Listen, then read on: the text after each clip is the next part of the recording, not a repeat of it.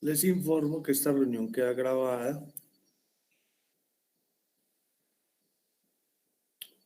para efectos de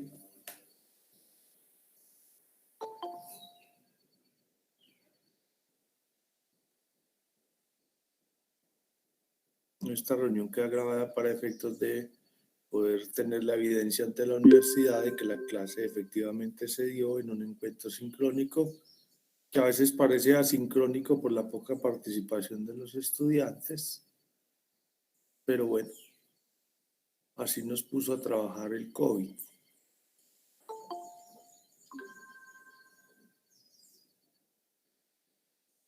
Entonces vamos a dar inicio. Entonces, vamos a hablar hoy del Helicobacter pylori. Permítanme. Aquí viene una cosa.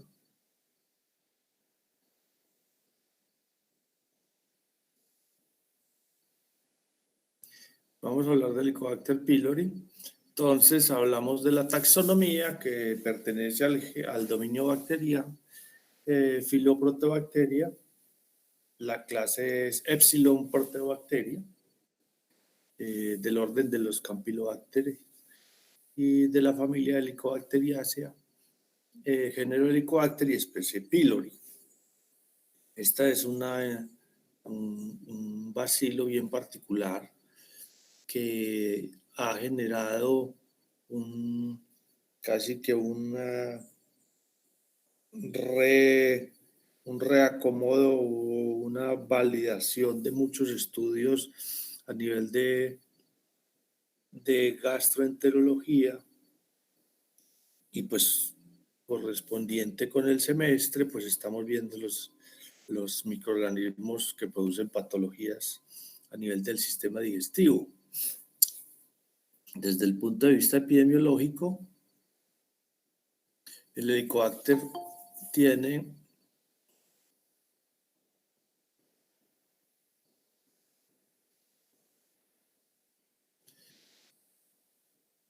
el Helicobacter lo venimos hablando de las espiroquetas en el estómago de los animales en 1890, después en los 1900 las espiroquetas en el estómago de humanos, alrededor de 1954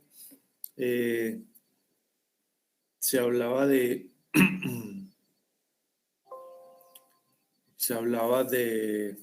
que no se encontraban algún tipo de una bacteria gástrica característica en las biopsias de los pacientes. En 1975 se vino a hablar de que encontrábamos un gran negativo, que en el 80% de los infiltrados o de las muestras gástricas encontrábamos o lográbamos aislar en el laboratorio eran pseudomonas. En 1983, los doctores Warren y Marshall fueron los que identificaron el Helicobacter pylori. A tal punto fue esto, es de tal impacto,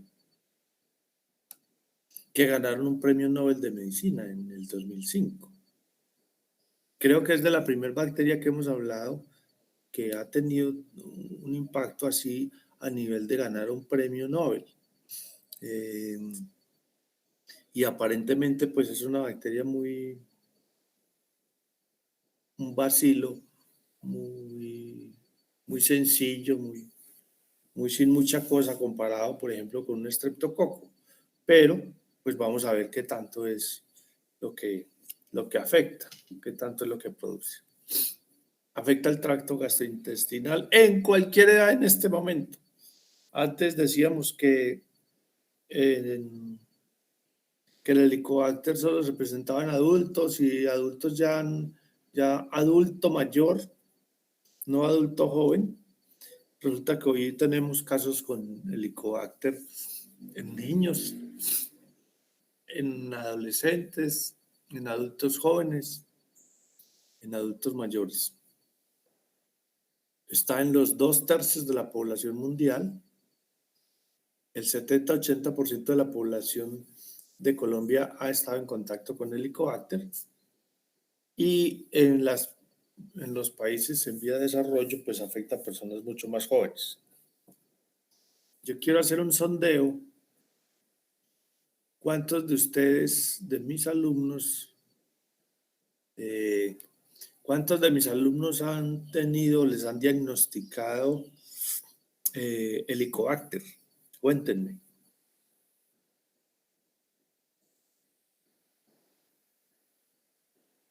¿A ninguno? Mariana. Mariana, cuéntanos cómo se dieron cuenta que tenías Helicobacter.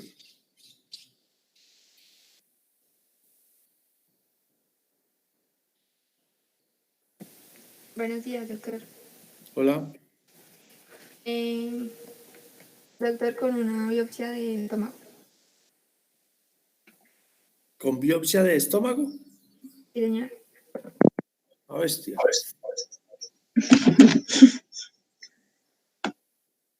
¿Y por qué? ¿Qué tenías o qué? ¿Gastritis, ácidas? Sí, doctor, gastritis. ¿Gastritis? ¿Cuánto tiempo? Como 7 meses. O sea, hace 7 meses. Sí, señor. A bestia. O sea, que fue, pues, digamos que echémosle la culpa al COVID. Podemos echarle la culpa al COVID. Bueno, ¿y te hicieron endoscopia? Sí, señor. O sea, me hicieron endoscopia y la endoscopia tomaron la biopsia y que Tomaron la salió. biopsia y en la biopsia el resultado, algo de tejido raro, no, solo el reporte del Helicobacter por biopsia. Helicobacter y la gastritis. Bueno, bien. Solo uno, de los 49, solo uno. ¿Sí? Bueno. Creo que es el salón con menos incidencia de Helicobacter en los que me ha tocado, porque generalmente aparecen 3 o 4. Mariana, una pregunta, ¿ya te hicieron la endoscopia de control?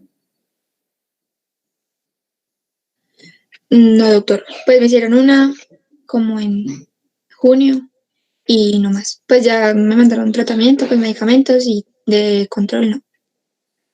Pero la que te hicieron en junio, te tomaron otra vez, te hicieron prueba de ureasa, te hicieron algo para verificar que el tratamiento haya sido efectivo. ¿O tú No, señor. sentiste que la gastritis disminuyó, siguió igual o desapareció? No, el tratamiento sí fue bueno, sí me ayudó. Pues en este momento ya estoy bien. O sea, en este Entonces, caso tienes gastritis, lo que se supone, algo que no se debe ni suponer ni asumir en salud, suponemos que ya no tienes Helicobacter. sí, señor. Ah, bueno, muy bien.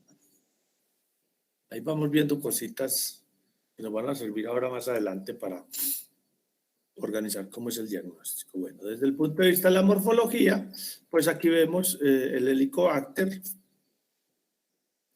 y todo lo que tiene, o sea, la dinámica de la infección que tiene el Helicobacter para producir esa gastritis. Entonces, tiene flagelos que le permiten la movilidad, la quimiotaxis y la colonación, adherirse a la mucosa.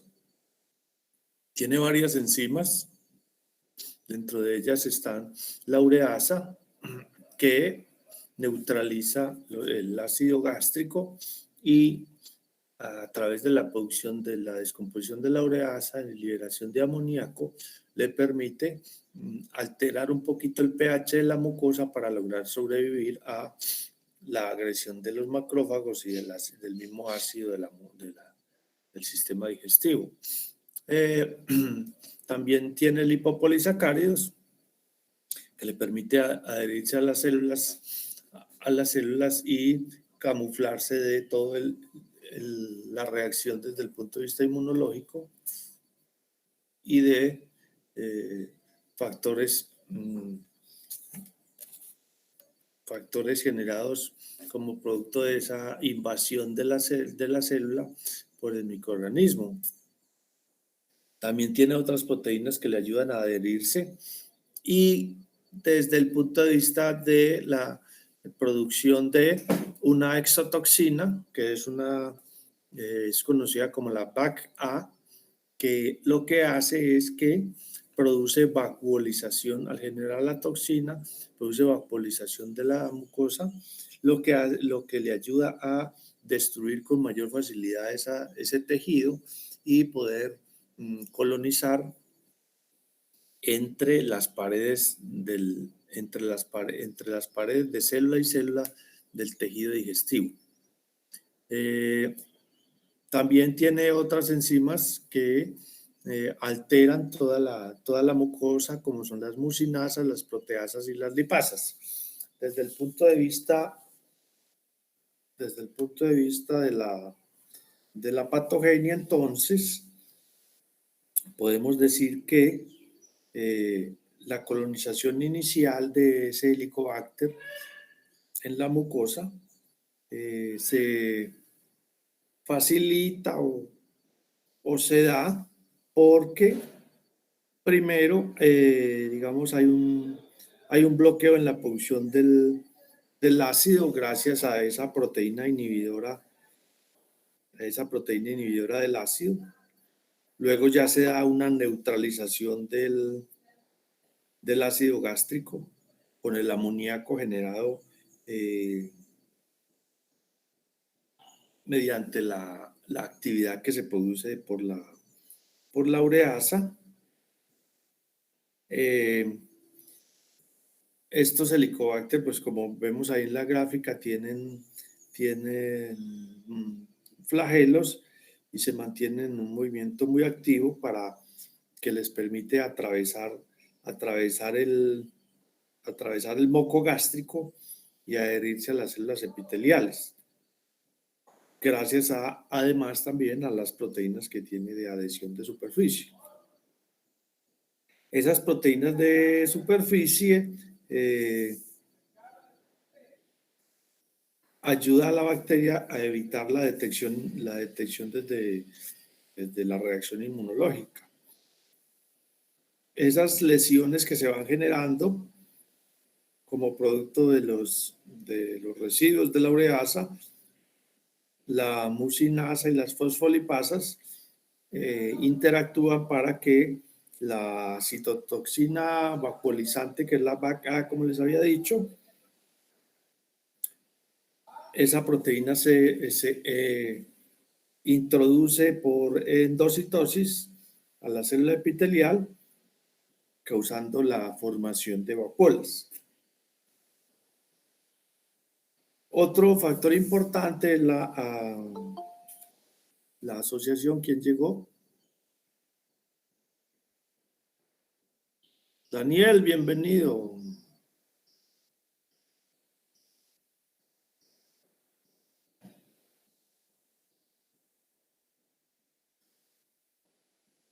Bueno, otro factor importante de la virulencia para ese Helicobacter es el gen asociado a la citotoxina CAC-A, que estoy acá, de la citotoxina CAC-A, que hace que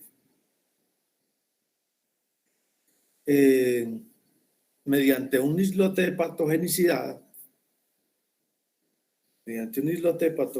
que contiene unos 30 genes aproximadamente, es un islote grandecito, codifica una estructura que se llama una estructura de secreción tipo 6. Esa estructura de secreción tipo 6 es una jeringa, esta de acá, actúa como una jeringa para inyectar la proteína CAC-A en la célula del epitelio del hospedador, en este caso nosotros, alterando la estructura del citoesqueleto normal del tejido. Esos genes CAC-A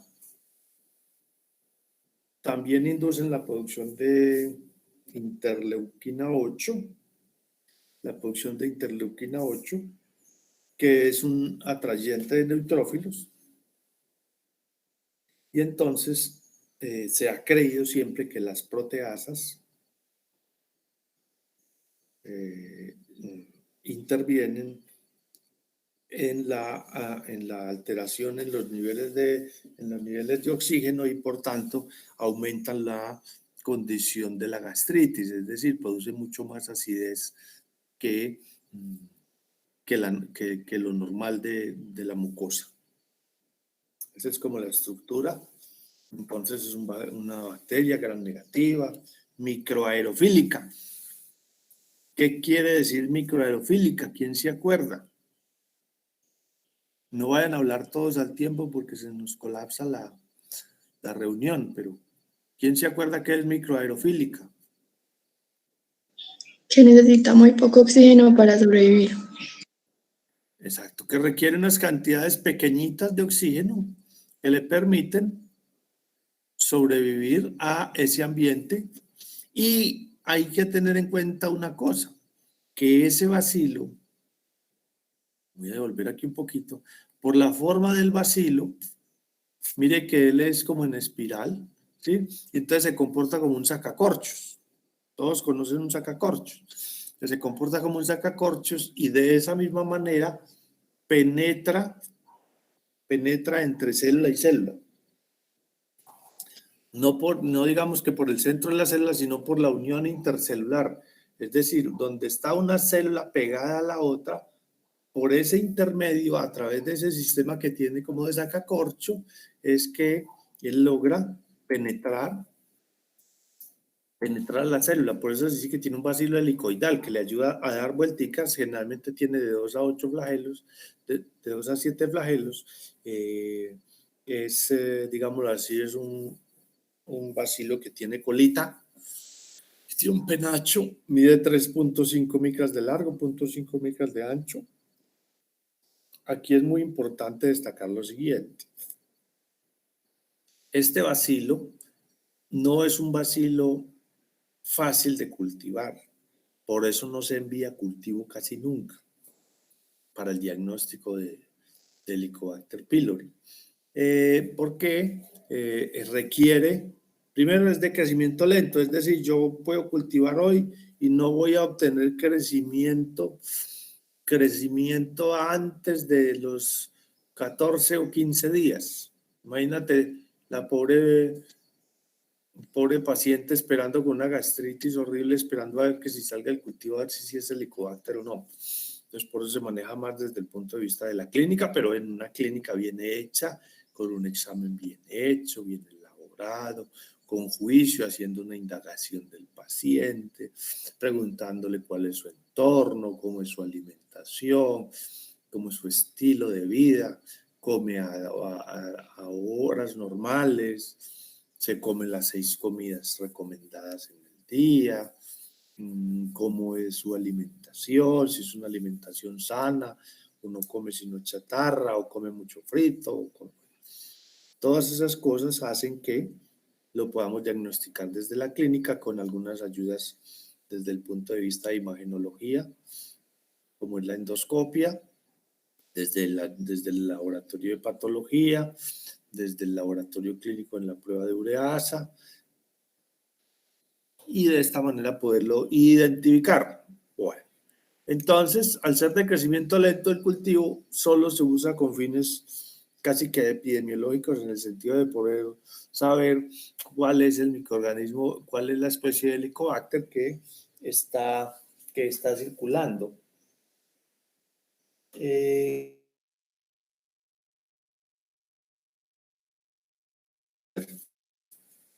Entre ellas la Helicobacter pylori. Puede haber otros Helicobacter en el intestino o en la mucosa gástrica.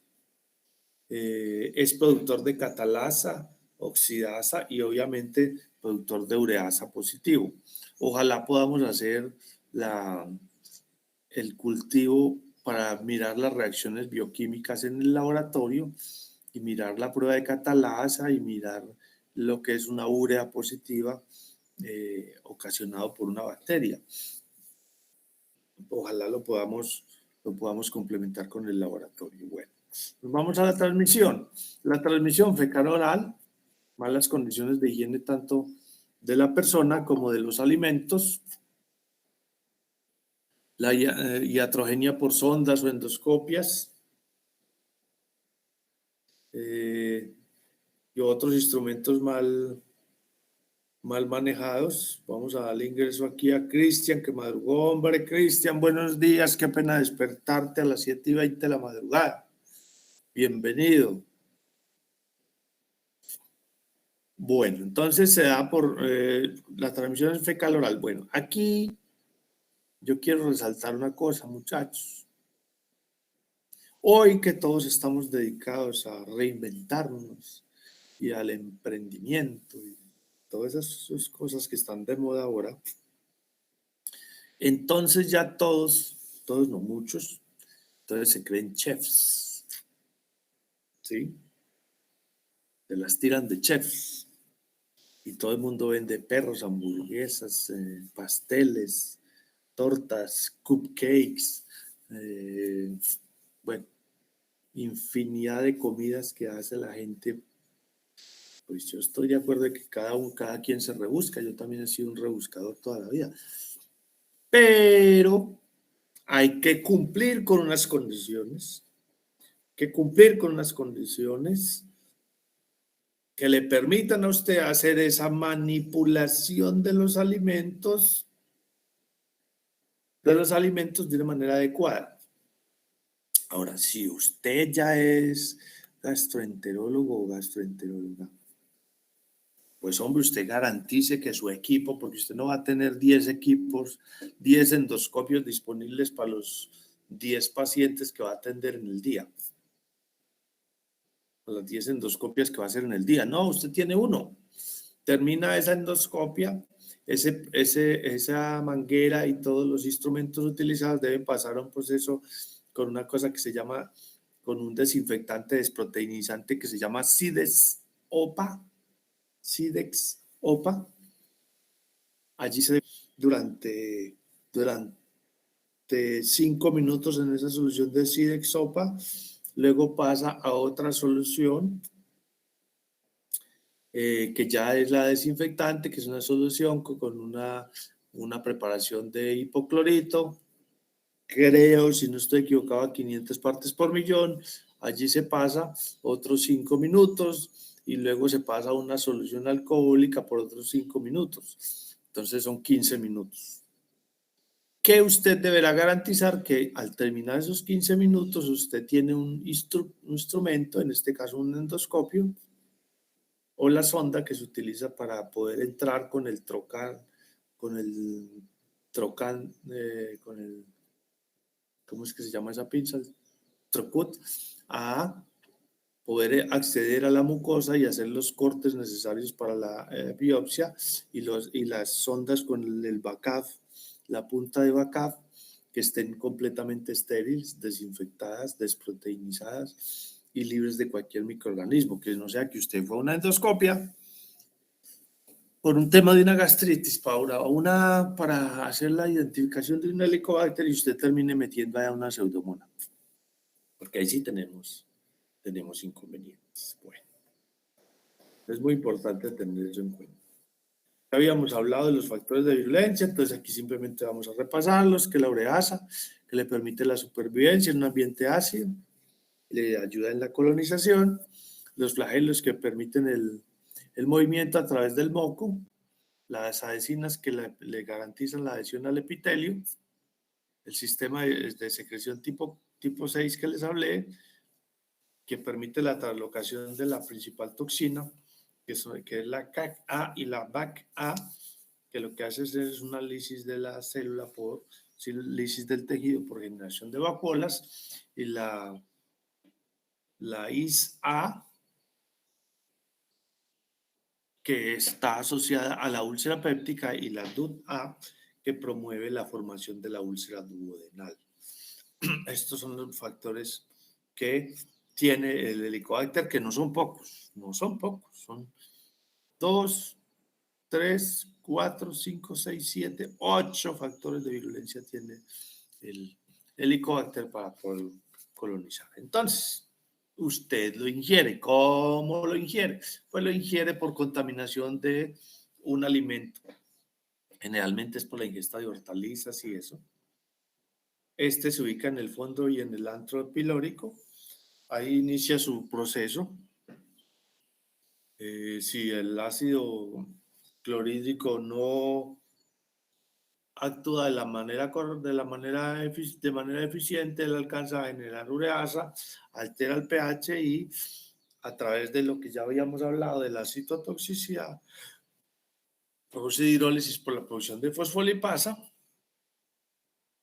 generando unos factores, unos patrones moleculares asociados a que ese microorganismo es capaz de sobrevivir en esa mucosa y producir toda la alteración del tejido. Entonces, ¿cuáles son las enfermedades? Pues causa úlcera péptica, causa una gastritis crónica, puede terminar en un adenocarcinoma gástrico, un linfoma de tejido linfoide asociado a la mucosa gástrica. Este se los muestra muy bien la doctora Cabrera. Y después me pregunta, oiga, ¿usted fue que no les habló nada de Helicobacter? Porque parece ser que cuando van donde ella, a ustedes se les olvida lo poquito que pudieron haber revisado conmigo. Y entonces todas las veces me dice la doctora Cabrera que si es que yo no les hablo de Helicobacter. Y todas las veces me toca decirle, doctora, si quiere le mando la presentación que les hice a los muchachos.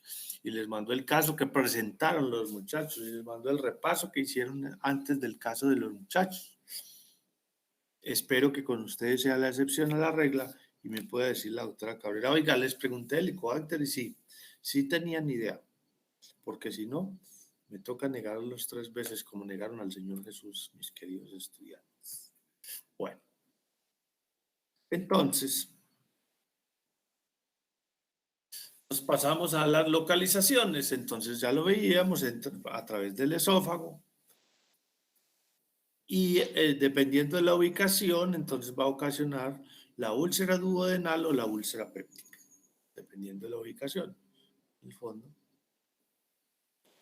o en esta otra parte del duodeno. Muy importante saber dónde está por lo menos, para que ustedes conozcan como la sintomatología o las manifestaciones clínicas que genera este microorganismo. Entonces,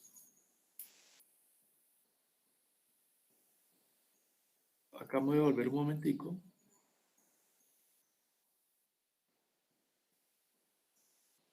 Vamos a mirar, van a mirar ustedes ahí en 5 minutos, van a mirar la diferencia entre úlcera duodenal y úlcera péptica.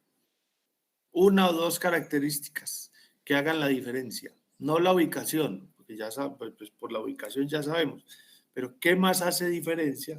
De acuerdo a la sintomatología, cuando es causada por Helicobacter, ¿cuáles serían las diferencias entre úlcera duodenal y úlcera péptica? Voy a mirar aquí para ver quiénes son los que me van a ayudar con esto. 2 minutos para que revisen eso.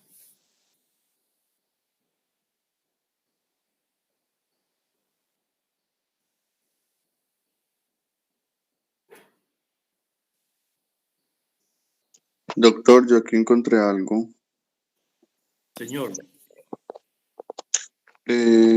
Pues la úlcera duodenal, me dicen que pues es como un cuadro comparativo. Dice que la endoscopia confirmatoria en la duodenal no se requiere y en la gástrica o péptica sí.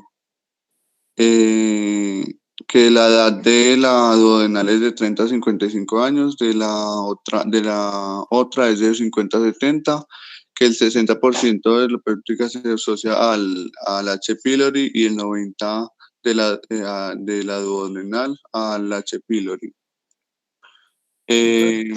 ¿Cuál sería, de acuerdo a lo que estás mirando, cuál sería la de mayor Frecuencia. frecuencia? La ¿La duodenal o la péptica? Pues según esto, la duodenal, no sé si... Ujú. ¿Quién tiene alguna otra observación? Gracias, Cristian, muy amable.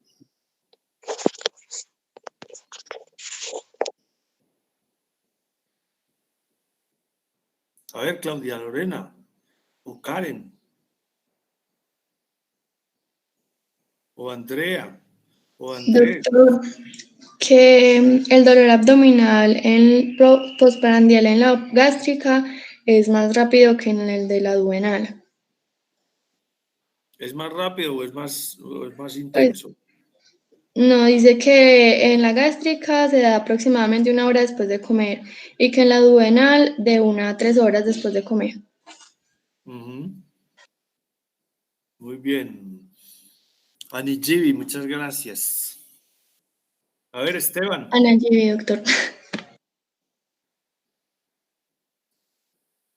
Esteban se durmió. No lo despertemos. A mí me enseñaron a respetar el sueño de los demás. Bueno, llegamos a ver. José Es que, Miguel. Ah, ya doctor, despertó Esteban. Ven, mucha bulla. 3, Esteban.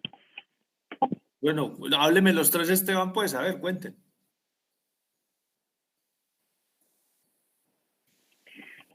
Bueno, hay un síntoma que, pues, que nos habían explicado en una clase que es como muy característico de la duodenal, es que suele aparecer como a la madrugada y suele despertar como al paciente pues el dolor, y pues eso no suele pasar mucho en la úlcera gástrica, Ujú. un síntoma como relevante.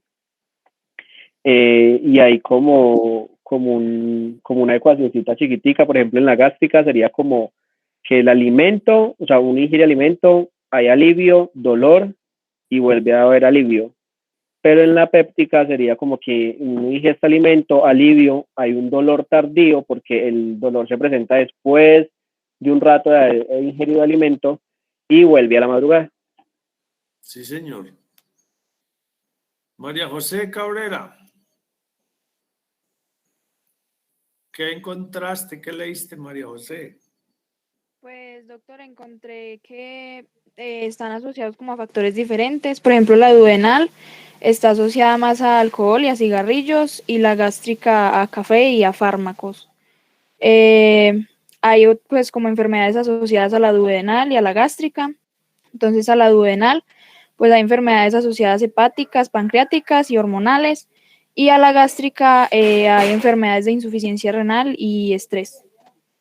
Muy bien, María José, muchas gracias por tu aporte. Todos sus aportes enriquecen el tema.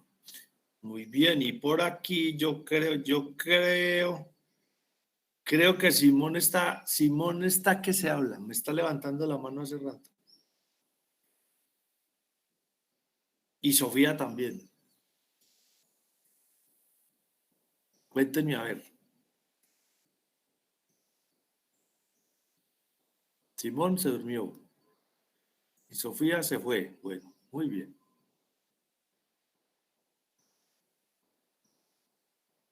Entonces sigamos acá. Doctor, Señor, Yo creo que lo que pasa es que somos varios Simón y también son varias Sofías.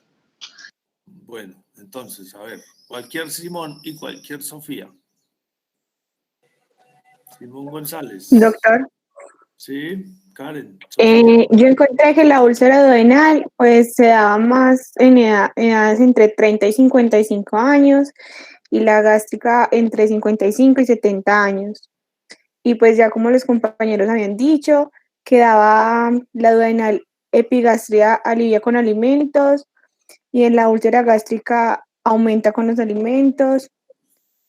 La biopsia en la duodenal se realiza si hay datos de malignidad. Y en la gástrica sería una rutina para descartar neoplasias. Y endoscopia, pues la úlcera requiere y la gástrica siempre requiere. Ajá, muy bien. Muy bien. Doctor, yo quiero aportar que en cuanto a la úlcera gástrica, es un dolor que se irradia principalmente hacia el tórax, mientras que la úlcera duodenal tiene una condición muy específica, que es que genera un dolor hacia la parte pues, de atrás, hacia la escápula, que se irradia también hacia el hombro derecho. Ujú. ¿Y cómo les parece que en esa manifestación, muy bien, Simón, en esa manifestación de irradiación del dolor es donde ustedes se confunden con el paciente en el servicio de urgencias, por ejemplo? Terminan confundiéndose porque irradia hombro derecho, entonces me empieza todo el mundo, ay, será un infarto. Ahí está. Entonces le toman electrocardiograma, ecocardiograma, lo hacen ver por el cardiólogo, y se nos va por ahí y nos perdemos en el diagnóstico y despachamos al paciente porque no le encontramos nada. Al otro día les va a volver por la misma causa.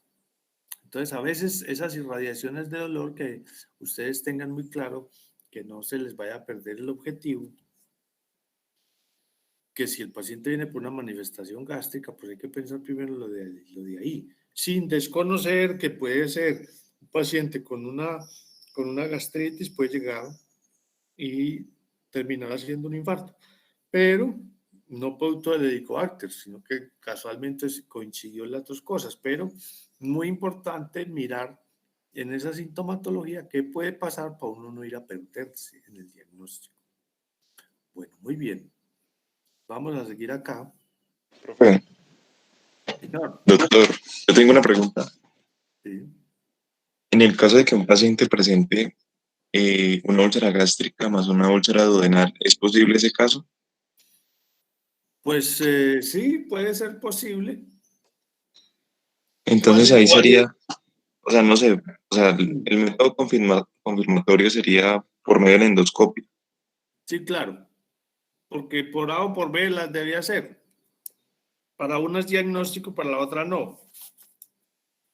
Entonces, ¿usted en qué va con el 50? Pues juegues el 50% en el sentido de que, como hace parte del diagnóstico de un tipo, pues manda la endoscopia.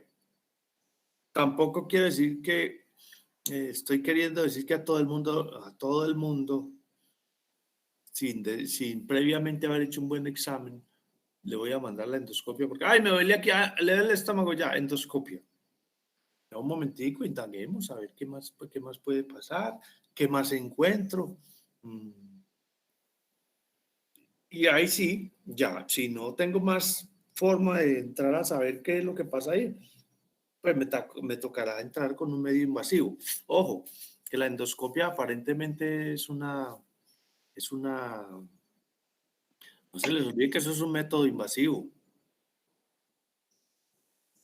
en el cual yo puedo entrar microorganismos del medio externo al medio interno, en el cual el gastroenterólogo, a pesar de su experticia, su entrenamiento, puede ocasionar una lesión, en el que el paciente en medio de la endoscopia se me puede broncoaspirar, no todos los pacientes lo sedan.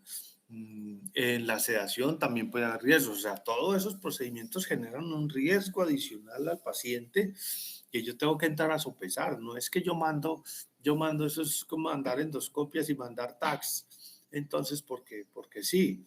Acuérdense que un TAC equivale a tomar una radiografía, un rayos X simple, y un TAC equivale a tomar 100 al tiempo, 100 rayos X simple, o sea, cuánto estamos irradiando los pacientes. Y la endoscopia lo mismo, si yo veo que con la sintomatología puedo estar muy seguro de que se trata de una, de una úlcera péptica, pues de una vez con el tratamiento que hay definido, muy bien estudiado, muy bien analizado, con unos resultados interesantes de éxito, pues con eso tengo.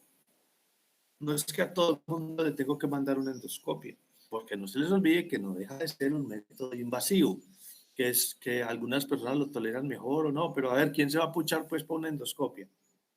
¿Cuál de ustedes se pucha por una endoscopia? Ninguno. Así sea con fines académicos.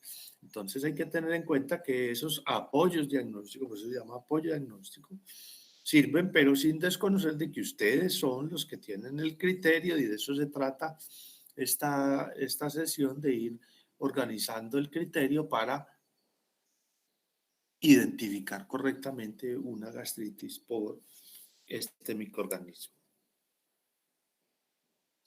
Bueno.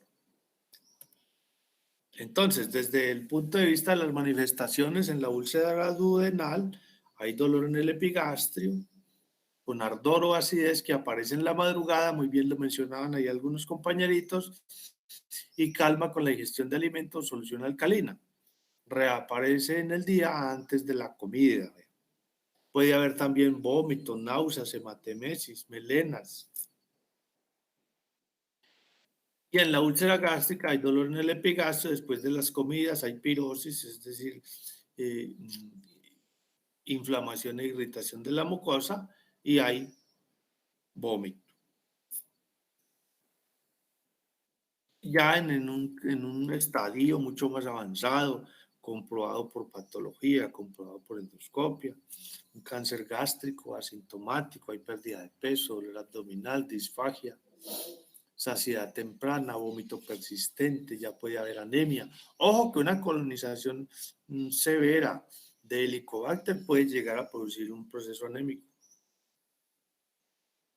Un paciente que regularmente mantiene una hemoglobina de 10 o 11. Mal tenido, mal comido, mal dormido, mal vivido, colonizado por un Helicobacter que no tiene tratamiento efectivo oportuno, pues ese paciente va a terminar haciendo anemia. Y entonces, buscando la causa de la anemia, y buscan, le mandan todos los exámenes hematológicos posibles, lo pasan donde el hematoncólogo, donde el hematólogo, todo el mundo. Y resulta que era una anemia por Helicobacter. Una cosa aparentemente tan sencilla de identificar y tan fácil de tratar, con unos tratamientos, como les decía, ya claramente definidos y establecidos hace rato. Listo. Entonces nos vamos a meter ahora en el diagnóstico de ese Helicobacter. Puede ser por análisis de anticuerpo en sangre, anticuerpos contra el Helicobacter, la prueba de aliento con urea, la prueba de antígeno en heces que está cogiendo mucha fuerza, la biopsia de estómago a través de endoscopia. El problema de la biopsia es que no es muy rápido, o sea, porque entra al laboratorio de patología y por el proceso que tiene esto de patología y a la cola que llegue, como las pruebas de COVID que llegan y usted le toma la prueba hoy y depende qué tanta cola haya en el laboratorio para procesamiento de COVID, entonces la prueba le puede salir en 3 días o le puede salir en 10 días. Igual pasa con la biopsia de estómago que mandó el gastroenterólogo. Puede entrar a la cola y haber poquita cola o haber mucha cola y entonces se va a demorar 8 días, 10 días. A veces hasta 15 días se demora. Yo quisiera preguntarle a esta niña, a Mariana creo que fue, ¿en cuánto tiempo le dieron el resultado de la biopsia? Doctor, como en 1 semana, 2 semanas más o menos. Sí, fue demorado. Bueno, entonces es uno con esa angustia, no solo el médico tratante, sino el paciente. Ay, ¿será que yo tengo eso? ¿Será que me voy a morir? Porque como está asociado a cáncer, entonces todo el mundo piensa que ya le dio Helicobacter, que ya tiene cáncer de estómago o cáncer gástrico. Entonces esa angustia tan horrible, uno esperando 15 días a ver si sí o no. O para que a los 10 días le digan, no, la muestra fue insuficiente, como contestan mis compañeritos los patólogos, la muestra fue insuficiente. Otra vez endoscopia, otra vez a biopsiar. Uy, no, qué horrible. Entonces, las pruebas de antígeno en heces han ido cogiendo fuerza porque pues permite un diagnóstico mucho más rápido, porque es tomar una muestrica, pasarla, ponerla a reaccionar con el antígeno y mirar la positividad o negatividad de la prueba. Eso es una prueba que se puede obtener de un día para otro, entonces ha cogido mucha fuerza. Las pruebas de aliento, digamos que aquí en Colombia no son muy utilizadas, por lo menos aquí. Yo no sé si el doctor Ángel haga la prueba de aliento, Juan Guillermo y el doctor Villalobos no la hacen, siempre son esperando la biopsia, o algunos laboratorios ya tienen la prueba de antígeno en heces, pero no la usan. no la usan, muchachos. Entonces, pues yo puedo tener en mi laboratorio, puedo tener de todo, pero si ustedes no mandan sino parcial de orina y hemograma, pues los otros reactivos se me van a perder. Entonces, sería bueno consultar cuando ustedes estén ya por allá de tremendos especialistas, que ya miran al pobre profe de micro, lo miran así con displicencia. Si lo miran ahora que no han colgado el título, ¿cómo será cuando ya tengan el título más la especialización? Y ya andan quieren andar en Lamborghini, en Armenia y todas esas cosas, y lo miran aún así con displicencia. Averiguar en el laboratorio, hombre, venga, ¿tienes prueba para detección de antígeno en ese? Sí, bueno, entonces mandemos esa. Obviamente hay que mandar la biopsia porque hay que mirar el tejido cómo está.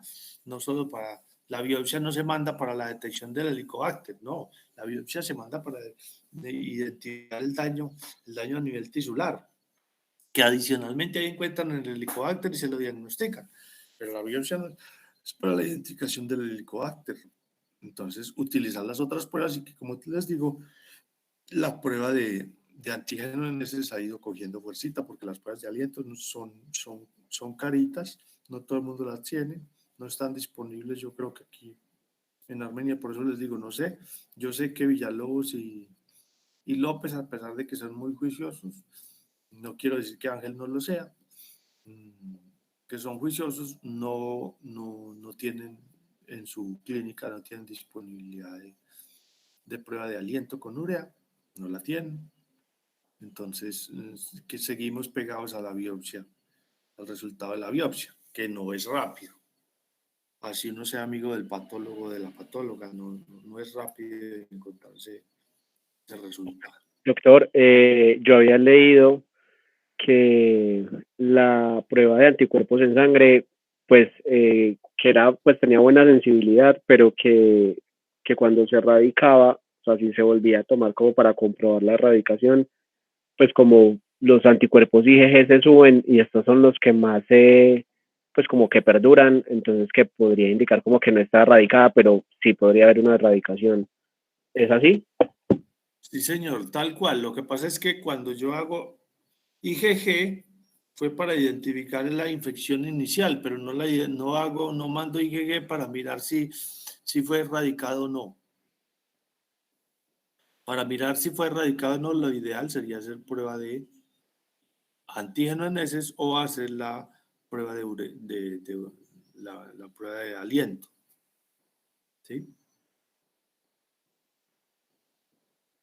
Bueno, con relación al tratamiento, pues se habla de una terapia cuádruple sin bismuto, que eso me pasó, la amoxicilina, claritromicina y metronidazol, por 14 días.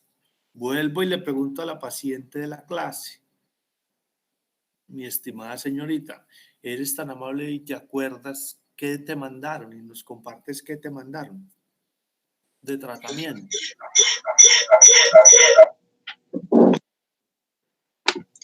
Doctor, pues yo, o sea, como lleva tanto tiempo pues de evolución, como 7 meses, entonces pues fueron varios tratamientos. Entonces, pues el primero, pues cuando no sabían, fue antiácidos y hidróxido de aluminio y eso como para el dolor, sí, del momento.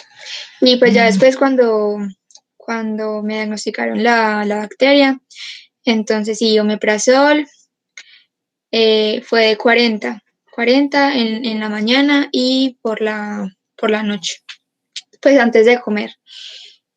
Amoxicilina y claritromicina, ese fue el tratamiento. Y pues ya ahorita me vio el gastroenterólogo y me mandó otro tratamiento y ya, pues ese fue el... ¿Y qué otro tratamiento te mandó? En este momento es el pantoprazol, que es el inhibidor de la bomba de protones, domperidona, que es un medicamento para las náuseas y el vómito, Sí. y colestiramina, que es como para la absorción de las grasas y eso. Para la absorción de grasas. Sí, señor. Bien, bien. Bueno, muy bien. Entonces, muchachos, con respecto a el tema preventivo, entonces tenemos que la transmisión, como es fecal oral, pues ¿qué requiere? Hombre, que tengamos un buen aseo de manos, que se haga muy buen uso o manipulación de los alimentos. Ahorita los llamo en clase. Hay que hervir el agua. Recuerden que hay partes en Colombia donde hay que, para trapear, hay que hervir el agua. Entonces, por ahí hay un estudiecito de la universidad donde habla de la identificación del Helicobacter en el agua de la llave, no porque salga mal de la planta, sino porque la conducción tiene fugas. La conducción tiene fugas y en esas fugas es donde se puede contaminar. La cocción adecuada de los alimentos. Y aquí uno que es casi imposible en Colombia. En Japón comer en la calle es un acto de mala educación. Aquí todos comemos en la calle porque hasta yo. Más bueno que una pisita ahí en Altamira, ahí en vez, uno ahí sentado en el andén, eso es delicioso, eso no tiene precio. Pero pues uno debe garantizar comer en puestos callejeros pues que tengan algún tipo de asepsia. Ustedes que comen por ahí en tanta parte, que saben, inclusive a veces me han recomendado, ay, profe, doctor, vaya allí, qué tal y tal cosa. Todas las veces que me han recomendado cositas que yo he ido, me ha ido mal, porque yo no tengo estómago de gallinazo, ni estómago de gamín, quisiera tenerlo. Pero muchos de ustedes sí son guapitos con su mucosa gástrica, yo no tengo un estomaguito muy delicadito, que cualquier cosita me hace daño. Entonces hay pues que evitar comer en puestos por ahí, inclusive no en puestos, en restaurantes muy distinguidos de la ciudad. Hemos encontrado alimentos contaminados por transmisión fecal oral. Recuerden que mi ex señora es la bacterióloga que trabaja en salud pública en la parte precisamente de alimentos. Y pues yo me entero de cosas en las cuales a veces uno quisiera no haber tenido que ir a ciertos lugares que gozan supuestamente de un prestigio importante en la ciudad y donde uno encuentra también sus cositas. Ni qué decir de los puestos callejeros, como les decía en el principio, de cómo uno tiene que garantizar que el alimento sea manipulado de la manera adecuada y que sea lavado o desinfectado o higienizado de una manera correcta para poder garantizar que no haya este tipo de transmisión. Bueno, con respecto al Helicobacter, recuerden que todo se vuelve moda. Les voy a dejar de compartir. Todo se vuelve moda. Entonces ya cualquier manifestación a nivel del sistema digestivo, eso tiene Helicobacter. Y entonces para eso de una vez le van metiendo el tratamiento de forma empírica. No, muchachos, no caigan en ese juego, porque como les he dicho una y mil veces y les vuelvo a repetir, uno se está toda la vida haciendo imagen de profesional y la pierde en un segundo. Y eso era lo que yo tenía para contarles de Helicobacter, entonces esperaré ahora a que los protagonistas de novela que continúan nos cuenten cuál es el caso clínico que nos van a presentar hoy con respecto a Helicobacter. Listo, doctor. Entonces, bueno, muy buenos días, compañeros. Ya vamos a presentar para continuar con la exposición del doctor y complementar con los casos. Primero, pues, doctor, como usted sabe, vamos a hacer una pequeño resumen, pues, de todo lo que usted ya nos habló, nos explicó muy a fondo y que, pues, supongo yo que, pues, quedó un poco claro. Igualmente hay algunos conceptos que cuando ya se repiten, pues de pronto entra un poquito más fácil, entonces vamos a verlos a continuación. Entonces, como pueden ver acá, pues los integrantes del grupo: Karen Sofía Ayala, María Camila Cortés, Daniel Prada, Daniel Cifuentes, Simón González y mi persona, Juan Felipe Caicedo.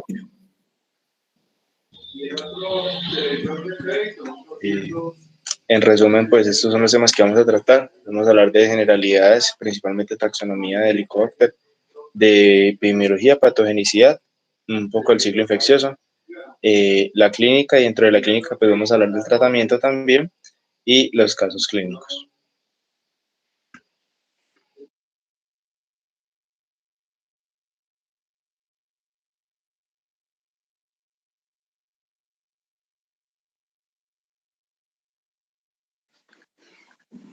Listo, queridos compañeros.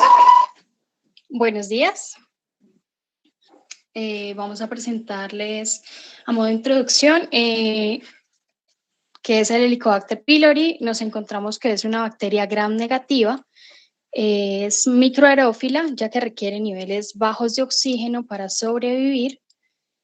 También podemos decir que afecta a la mucosa gastrointestinal y se presenta a cualquier edad. Tiene una forma helicoidal en espiral, en forma de sacacorchos, por favor. Listo. Que le permite la penetración. También presenta en su estructura múltiples flagelos para el movimiento y además una cubierta lipídica que le sirve para protección contra el medio ácido. Produce la exotoxina BAC-A que le permite erosionar la mucosa. Y son muy importantes las pruebas microbiológicas de oxidasa positiva, catalasa positiva y ureasa positiva, la cual nos muestra que hay una degradación de la urea en amoníaco y en bicarbonato. Por esto, en la mucosa se va a generar un aumento del pH y pues es muy importante la actividad de estas enzimas para identificar la bacteria. A la izquierda podemos ver una micrografía electrónica que es de barrido. Podemos observar sus flagelos, los cuales ayudan a penetrar en la unión de los enterocitos, y a la derecha pues una forma de colonización de la bacteria.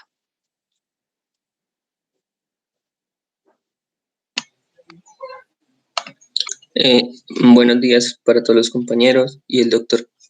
La prevalencia de la infección por Helicobacter pylori varía con el estatus socioeconómico de la población. Siendo muy alta en África, Asia y en muchas partes de América Central y del Sur, mientras es relativamente baja en el norte y oeste de Europa, Norteamérica y Australia. Los países subdesarrollados poseen tasas de prevalencia más altas que los países desarrollados.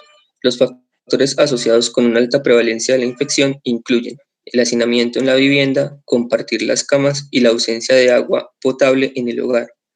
La prevalencia de la infección por Helicobacter pylori en los adultos de cualquier edad en los países occidentales desarrollados oscila entre el 20 y el 40%, mientras alcanza cifras del 60 al 80% en los países del tercer mundo. Se cree que se transmite por persona a persona por la vía fecal oral, dado pues mayormente por entornos con agua contaminada, mala cocción de alimentos, las mascotas y en el caso de los niños por el contacto tan estrecho entre algún miembro de su familia, principalmente entre la madre y el hijo.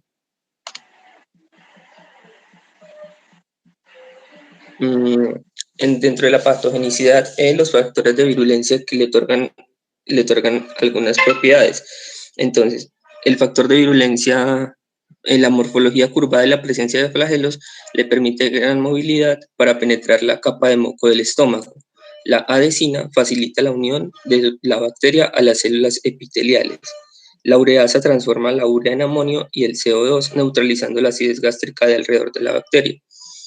El amonio le permite la interacción en amonio y agua, generándose iones hidróxido lesivos para las células epiteliales gástricas. Algunos factores de virulencia específicos, como la proteína del gen asociado a citotoxina CAC-A y la citosina vacuolizante BAC-A, le está presente en algunas cepas de Helicobacter pylori y aumentan el poder patógeno y generan una mayor respuesta inflamatoria justificando mayor riesgo de enfermedad ulcerosa péptica y adenocarcinoma. Entonces, cuando una vez el Helicobacter pylori ya se encuentra pasa pues el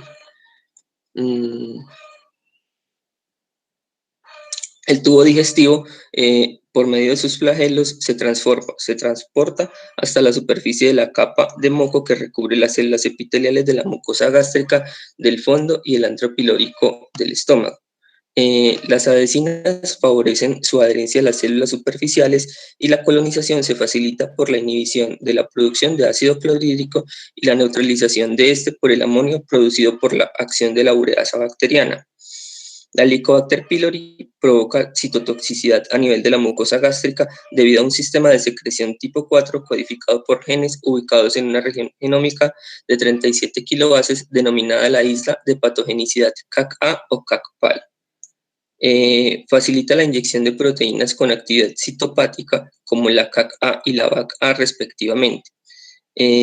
Gracias a las fosfolipasas que hidrolizan las membranas celulares, conlleva la liberación de lisolecitinas, las cuales constituyen un factor ulcerogénico. Finalmente, como también posee lipopolisacáridos, peptidoglicanos, tetrapéptidos, entre otros PAMs, estimulan una gran variedad de receptores extra e intracelulares como el NOD1, los cuales ejercen un importante efecto quimiotáctico sobre los eosinófilos y neutrófilos y facilitan su reclutamiento y proliferación. Estas células, al activarse, provocan la liberación de citoquinas, lo cual desencadena una respuesta inflamatoria amplificante, la cual lesiona aún más la mucosa mediante la liberación de mediadores inflamatorios. Ya, pueden continuar. Bueno, tenemos que tener en cuenta que para el ciclo infeccioso, o pues las vías de transmisión propuestas, se sabe que es una infección de vías fecales orales, ¿sí? Pero que puede haber cierta zoonosis o cierto contacto que la aporten animales que finalmente vayan y contaminen pues, los alimentos que vamos a ingerir, como la carne o leche, y que eso pueda llevar a la infección del humano, ¿sí?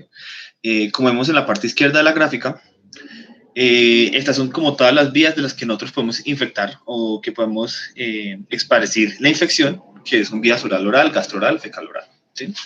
De las cuales la fecal-oral, por lo general lo que pasa es que se van a aguas que quedan contaminadas y no son pues tratadas adecuadamente, que también se vuelve como un método de infección para el humano, o que generalmente se van hacia el riego de vegetales o de frutas, y ahí ya terminamos nosotros consumiéndolas.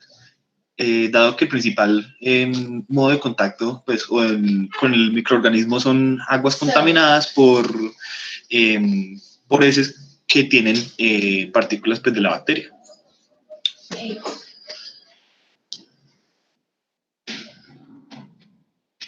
Bueno, en la parte clínica podemos encontrar que el Helicobacter en muchos casos puede generar otras enfermedades, principalmente en estadios donde no se está teniendo pues, el cuidado de los pacientes. Muchos de ellos pueden ser asintomáticos o pues, ya presentar síntomas más comunes como dolor en el abdomen, dolor abdominal, agudo, náuseas, pérdida de apetito, eructos frecuentes, hinchazón o un adelgazamiento pues, sin una razón aparente. Tenemos que considerar que las dos principales enfermedades que puede producir son úlcera péptica y gastritis. Esto considerando el apartado anterior donde se explicaba que al producir a la ureasa degradar pues, la urea a amonio y bicarbonato para producir un ambiente alcalino para la proliferación de la bacteria, el estómago va a empezar a buscar como una alternativa para poder crear otra vez un ambiente ácido y devolverlo al estadio normal, lo cual va a ocasionar como una reacción que va a afectarlo al mismo y pues va a empezar a producir daños en la mucosa gástrica, como podemos ver en la imagen, que el ácido clorhídrico empieza a penetrar justo como cuando está penetrando la bacteria y pues ya puede causarse una gastritis que puede presentarse, puede agravarse dependiendo del descuido, por así decirlo, como una gastritis aguda, una crónica activa, una crónica atrófica multifocal que ya puede volverse una metaplasia o una lesión preneoplásica. En la parte del linfoma no-Hodgkin, que es un tipo de cáncer de origen del sistema linfático que se da cuando se producen muchos linfocitos anormales, Pues normalmente derivan del 85% de linfocitos B y generalmente pues son de baja malignidad, principalmente generando pues tejido linfoide asociado a mucosas o mal, que en un 90% de los casos esos linfomas mal están asociados a una infección de la mucosa gástrica producida por Helicobacter. En la parte de la dispepsia no ulcerosa, podemos encontrar pues que eso es un conjunto de síntomas, no una enfermedad de diferentes orígenes. Entonces, muchas veces se puede confundir con otras enfermedades como reflujo gastroesofágico. Comprende síntomas como molestias en la porción alta del abdomen, saciedad precoz, sensación de llenura postprandial, náuseas, anorexia, entre otros. Y pues ya las manifestaciones hematológicas como anemia ferropénica, trombopenia, déficit de vitamina B12, debido a que al Helicobacter inhibir como la parte de la absorción, afectar esa parte, pues la persona no está recibiendo los suficientes nutrientes para poder tener una dieta adecuada. Siguiente.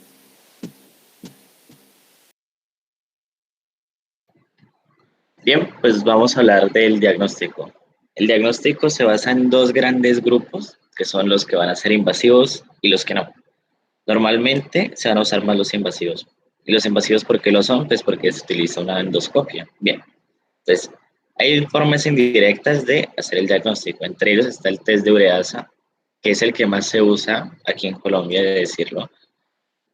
¿Por qué? Pues porque es fácil, es rápido, sin embargo hay que tener en cuenta que puede haber, digamos, que se dé la prueba que marque negativo cuando en realidad sí la tiene. Y esto es normalmente con el uso de inhibidores de la bomba de protones, o puede ser el deslanzoprazol, el pantoprazol, el esomeprazol o otros, o antibióticos. Bien, también se puede utilizar la histología, que ya es un método directo, pero realmente, como lo decía el profesor, es muy extenso, se demora mucho y a veces pues, llega a ser incluso costoso, entonces no se usa mucho.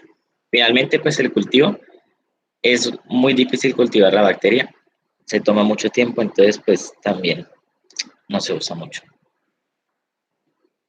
Siguiente. Bien, ahora hablando de los no invasivos, tenemos que todos son de forma indirecta, claramente porque no se invade. Entonces, está el test de aliento que el paciente, como se ve en la imagen, va a tragar una pastilla de carbono y posteriormente va a soplar en una bolsa para poder comprobar si la bacteria está o no está. Eso no sabemos muy bien por qué aquí en Colombia no se usa, es muy raro encontrarlo. De pronto es por el precio, de pronto es porque no hay tanto acceso a ella, pero es muy buena y también tiene el mismo problema que el test de ureasa, pero pues si se tiene en cuenta se puede tener un buen diagnóstico. La serología, el IgG, el IgM, el IgA, se utiliza normalmente solamente para casos epidemiológicos y el antígeno en ese pues está cogiendo fuerza últimamente, entonces además se puede usar para la erradicación. ¿Sí? Bueno, ya cuando empezamos a hablar del tratamiento, tenemos que tener primero en cuenta un par de consideraciones. La primera es que la erradicación del microorganismo generalmente ayuda a la cicatrización de la úlcera y se erradica para la no persistencia de la infección. La segunda es que siempre se va a tratar de manejar un tratamiento costo efectivo. Es decir, se va a tratar de llegar a un tratamiento efectivo por el menor costo posible. Entonces, para entenderlo, hay que saber, primero que todo hay que preguntar si la persona es alérgica a la penicilina. Si no lo es, la primera línea de tratamiento es un inhibidor de la bomba de protones, como el omeprazol, la amoxicilina, claritromicina o metronidazol, durante 14 días. Después de que se le realiza el tratamiento con antibióticos y que vemos que no funciona, no es eficaz o que los síntomas persisten, se va a un tratamiento de segunda línea. Y acá vemos que hay una bifurcación. Bueno, para los tratamientos de segunda línea podemos utilizar cualquiera de los dos propuestos en la gráfica, que pues el primero puede ser otra vez inhibidor de la bomba de protones, amoxicilina, levofloxacino y bismuto durante 14 días. O, por la otra parte, la inhibidor de la bomba, el bismuto, la doxiciclina o el metronidazol durante 10 a 14 días.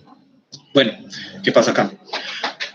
Si tenemos en cuenta de que esta línea de la segunda línea de tratamiento fracasa, digamos, si yo me voy con el tratamiento que está a la izquierda, para la tercera línea tengo que recurrir en últimas al otro tratamiento de segunda línea que no apliqué. Y finalmente, ya el tratamiento de cuarta línea, más costoso, va a ser el inhibidor de la bomba de protones, la amoxicilina y la rifabutina durante 10 días. Bueno, ¿qué pasa si la persona es alérgica a la penicilina?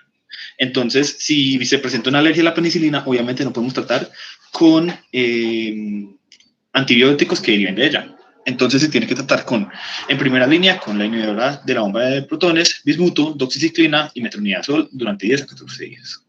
En caso de que este falle, se tiene que tratar con otra vez la inhibidora de la bomba, claricitromicina y levofloxacino durante 10 días.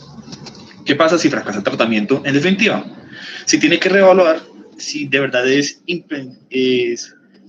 importante, pues, eliminar el microorganismo, o se puede manejar, digamos, controlándolo con antibióticos inhibidores. Y si se dice que es necesario que se remueva definitivamente, se tiene que enviar la muestra para que se cultive y se realice un antibiograma para determinar el tratamiento más efectivo para esta cepa de la bacteria.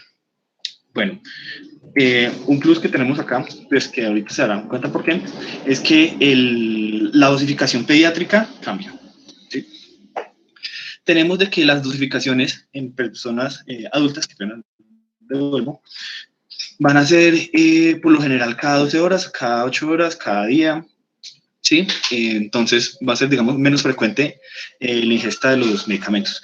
Pero en la parte pediátrica, los medicamentos se van a tener que dividir en 2 o 3 dosis diarias, ¿sí?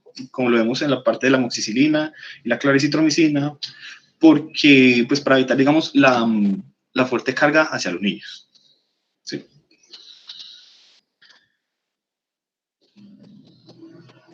Bueno, ese es un punto muy importante, que es la erradicación. La erradicación es importante, ¿por qué motivo?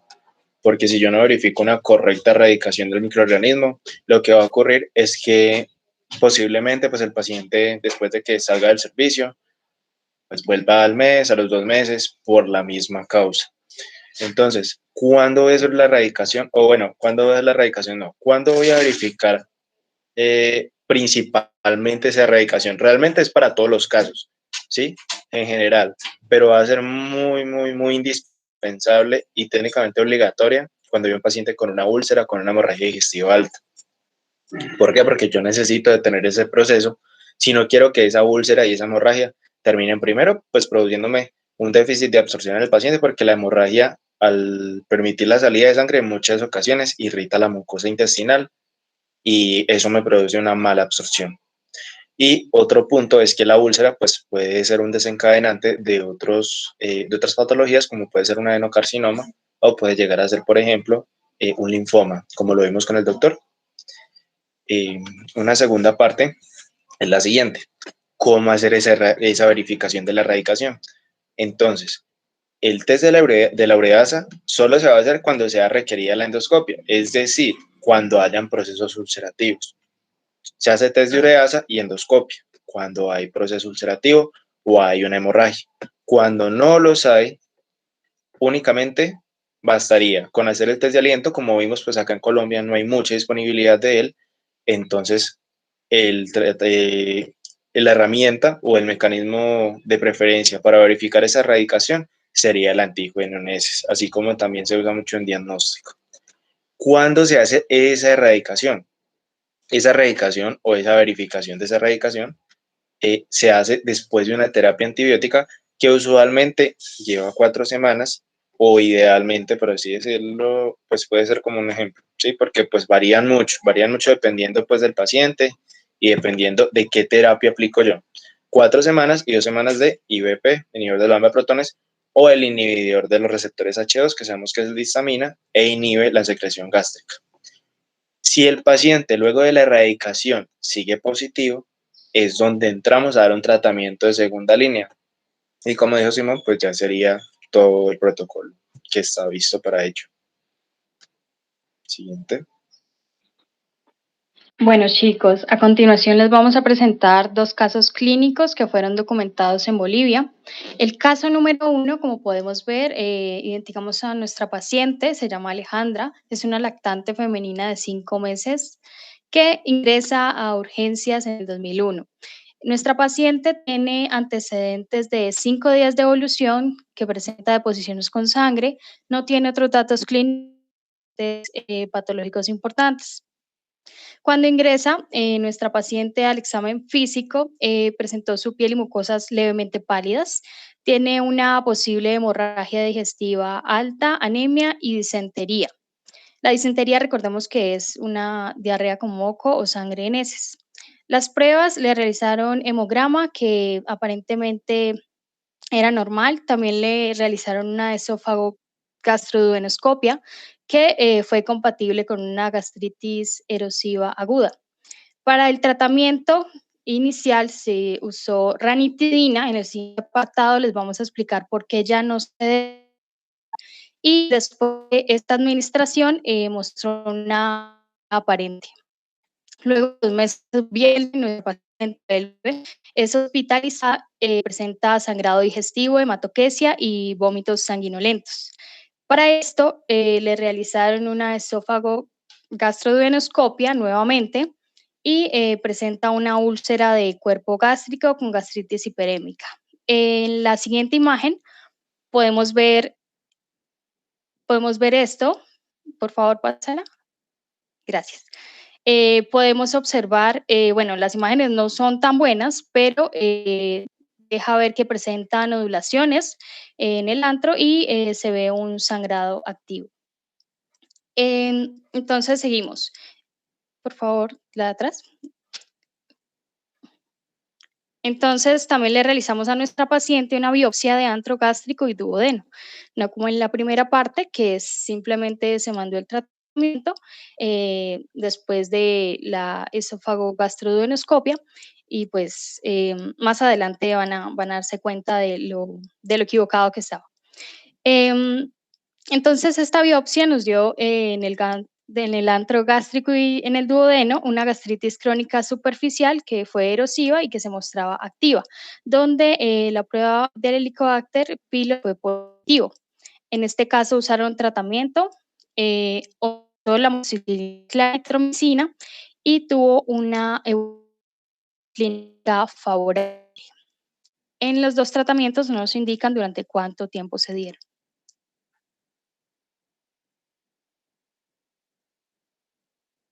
Bueno, en la parte del primer caso teníamos unas observaciones pues que fueron como principalmente debido al manejo que se le dio. Entonces, ¿por qué consideramos que hubo manejo inadecuado? Porque como primera medida no se indagó sobre la etiología pues de los síntomas que estaba presentando la niña, los factores de riesgo que ella vivía en su hogar, como el saneamiento básico, las condiciones socioeconómicas, el tipo de vivienda, que es un factor clave como para indicarnos una posible infección, en este caso por el Helicobacter. Sino que solamente pues, se dio el tratamiento sintomático, que fue con ranitidina, que actualmente, como mencionó mi compañera, no podríamos usar. ¿Por qué? Debido a que aproximadamente en abril la FDA, en Estados Unidos, sacó un comunicado donde explicaba que encontraron un agente cancerígeno en los medicamentos que tenían ranitidina como uno de sus componentes. Así que el INVIMA, primero en julio, lanzó un comunicado donde decía que debía retirarse toda la ranitidina de venta libre del mercado y pues suspender su uso. Y hace aproximadamente 2 semanas, el primero en julio fue de tratamiento como pues por vía oral, y aproximadamente hace 2 semanas ya quitó todo tipo de tratamiento, incluido las intravenosas, que pues eran como los que faltaban.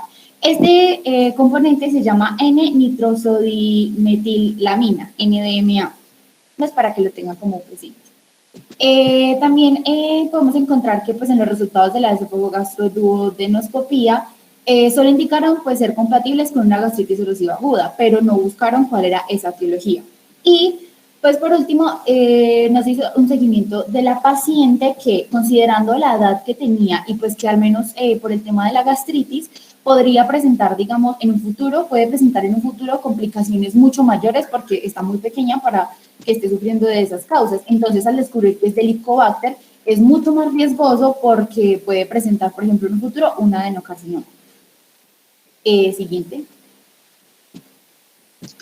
Bueno, continuando entonces, resulta que pues nosotros estuvimos premiados, no tuvimos un solo caso, sino que tuvimos 2 casos. Entonces, pues aquí les presentaría el segundo. El segundo caso no difiere mucho en el sentido del paciente. También tenemos una lactante, en este caso una lactante femenina de 3 meses de edad. En las medidas antropométricas encontramos que presenta una leve disminución de peso y de talla. Más adelante vamos a ver por qué posiblemente se está presentando esa leve disminución, teniendo en cuenta ¿cómo decirlo? Como unos parámetros que tiene la OMS, en la cual más o menos para ese mes de vida, la paciente debería estar en 5.600 gramos o 5 kilogramos, 5.6 kilogramos, y una talla un poco más alta que la que tiene ahí, que es 56 centímetros. Al ingreso, la paciente se indica que la paciente tiene un cuadro clínico de hematemesis de 6 días de evolución con frecuencia de 3 veces por día. Ese signo clínico es compatible con hemorragia de vías digestivas altas, puede ser por una alergia o la paciente puede estar cursando por una infección respiratoria aguda sin neumonía. A continuación, entonces, les explico el por qué se puede estar presentando ese déficit. En los primeros meses de vida se presenta un crecimiento, como podemos de pronto pensarlo, muy exponencial, porque es una etapa en la cual los procesos metabólicos van, diciéndolo de una forma sencilla, volando, ¿sí? Van volando, es decir, van muy rápido, muy acelerados. Entonces, estos procesos de crecimiento requieren de una alta cantidad de vitaminas, de ácido fólico, y como la paciente, como vamos a ver ahora adelante, tenía un problema de absorción debido a la infección, pues va a tener un déficit de ácido fólico, va a tener un déficit de hierro y en general va a tener una mala absorción de muchos nutrientes que le van a permitir tener ese crecimiento que en esta etapa es muy, muy importante. En el punto que les dije, entonces, pues ese déficit de crecimiento se va a reflejar en la altura o en la talla y en el peso de la paciente. Cuando vamos a mirar para clínicos, nos vamos a dar cuenta de un detalle muy, muy importante y es el hematocrito, digamos que se podría considerar un poco bajo, pero no anormal del todo. Lo anormal vendría en esta parte, donde vamos a ver que en el análisis de glóbulos blancos, en el recuento de glóbulos blancos, hay una disminución, pero pese a esa disminución vemos una prevalencia de neutrófilos, que como hemos visto y hemos aprendido, se expresan mayoritariamente o se aumentan cuando hay una infección bacteriana. Respecto ya a la parte de eosinófilos y linfocitos, vemos que los niveles, precisamente por el aumento de neutros, como estamos midiendo en porcentajes, pues van a verse disminuidos. ¿Por qué? Porque hay un aumento en los neutrófilos. Las plaquetas están normales, los electrolitos están dentro de los rangos medianamente normales y vamos a ver un punto, que es que la IgA para el Helicobacter pylori pues fue negativa. Pero aún así, eso no quiere decir entonces que la prueba, digamos que el paciente sea negativo para el Helicobacter. Como vimos con el doctor también y como lo explicamos anteriormente, en pacientes con el Helicobacter la prueba principal es el antígeno en heces. Pero pues aquí se utilizó otro método. Aquí pues les adelanto, el paciente entonces pues salió con un diagnóstico de egreso por hemorragia digestiva alta, secundaria gastritis por Helicobacter pylori, pero vamos a ver entonces a continuación cómo llegaron a ese diagnóstico y qué se hizo para que la paciente pues pudiera mejorar. Siguiente. Para poder verificar el diagnóstico de la paciente, se hizo una esofagogastroduodenoscopia. Se detectó entonces una gastritis difusa erosiva y una duodenitis nodular. Eso en español, ¿qué quiere decir? Listo. Entonces, una gastritis difusa erosiva ya estaba comenzando a producir un proceso hemorrágico. Aquí sí, de pronto alcanzamos a ver las imágenes, no son, como dijimos ahora, pues muy buenas, pero nos permiten ver todos estos signos que a simple vista pues se alcanzan a notar, que la hemorragia, una hemorragia leve, ¿sí? No es muy marcada, no es una úlcera pues ya desarrollada. Y en esa parte vemos entonces también una irritación de la mucosa, donde la mucosa se va a ver un poco más rojiza, más como con pequeñas petequias o pintas de sangre, por así decirlo. Y en esta parte inferior vemos las nodulaciones en el duodeno y una pequeña inflamación de la parte del duodeno. Cuando se toma la biopsia, como pues en ese caso lo hicieron con nuestra compañera, se detectó que hay una gastritis crónica superficial. Esa cronicidad se define por algunas pues, sustancias inflamatorias que se desarrollan, células inflamatorias también en el tejido, y obviamente pues erosiva porque ya entonces se ve una producción mínima de sangrado, y pues se detecta por último la Helicobacter pylori. El diagnóstico final, el que vimos anteriormente, y el tratamiento que aplicamos en este caso es un esquema tetraasociado, que sería ponbismuto, ranitidina, claritromicina y amoxicilina en las dosis pediátricas, como lo vimos. Y un punto importante es destacar que, como lo vimos en el primer caso, la ranitidina no es de uso. ¿Qué podemos hacer en esos casos? Listo, pues podemos utilizar un análogo, ¿sí? También inhibidor de la H2. Y un punto importante que tienen que tener en cuenta es que en pacientes pediátricos, en técnicamente todas las patologías que tengan que ver con incremento del líquido ácido del estómago, si queremos inducir una disminución de esa acidificación, primero vamos a utilizar inhibidores de la H2. Porque sinceramente no lo tengo muy claro, pero es algo que vi y es que en protocolos siempre se prefiere. Creo que es como por el nivel de afectación que puede tener eso en los procesos en esos tipos de procesos gástricos en el niño. Al ser tan pequeño y tener procesos tan inmaduros, es mejor trabajar con inhibidores de la H2 primero. Ya si no es posible, entonces utilizar lo que son IVPs.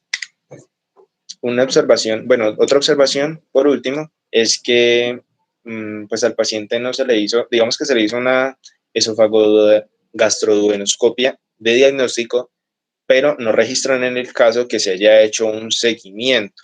Entonces es muy importante tener en cuenta realizar una biopsia, bueno, biopsia no, un seguimiento aplicado acá al paciente. Entonces vemos que ya es una gastritis erosiva. Entonces lo que se va a preferir para este paciente es que lleguemos a hacer el test de ureasa y se haga la endoscopia para verificar entonces si el paciente está presentando aún la úlcera, y si es posible, entonces, pues, si es posible, no, pues sería ideal realizar de pronto, pues, una biopsia de contraste para verificar, pues, para verificar con la primera si realmente se erradicó el proceso o si sigue aún vigente. Listo. Ahí ya estaría. Siguiente.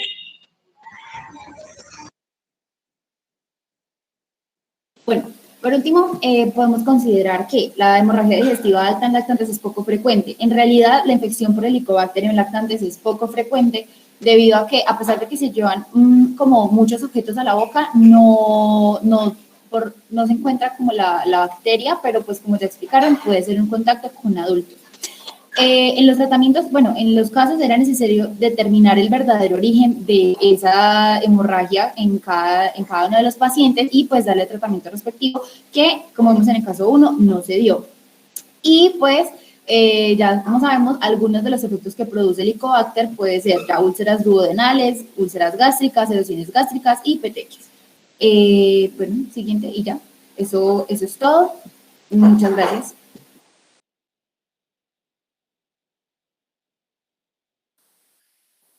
Bueno, muy bien. Creo que hemos trabajado este encuentro muy chévere hablando de Helicobacter.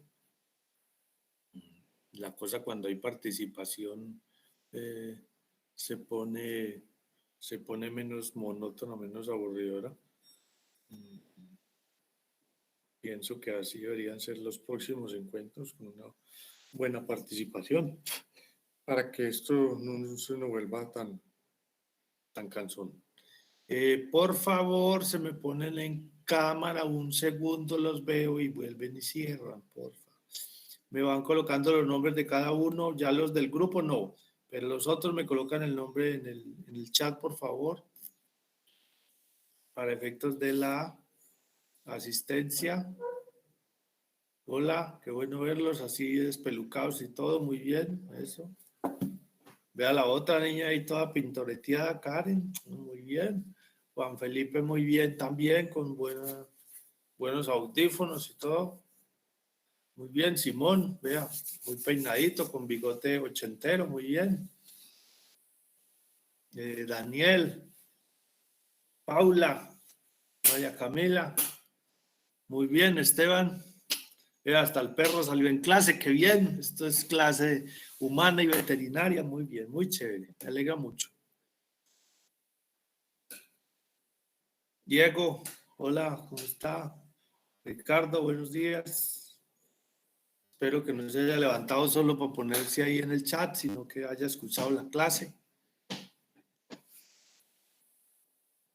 Bueno, muchachos, muy bien. Muchas gracias, muy amables. Nos veremos en la próxima. Esteban, Juan, Karen.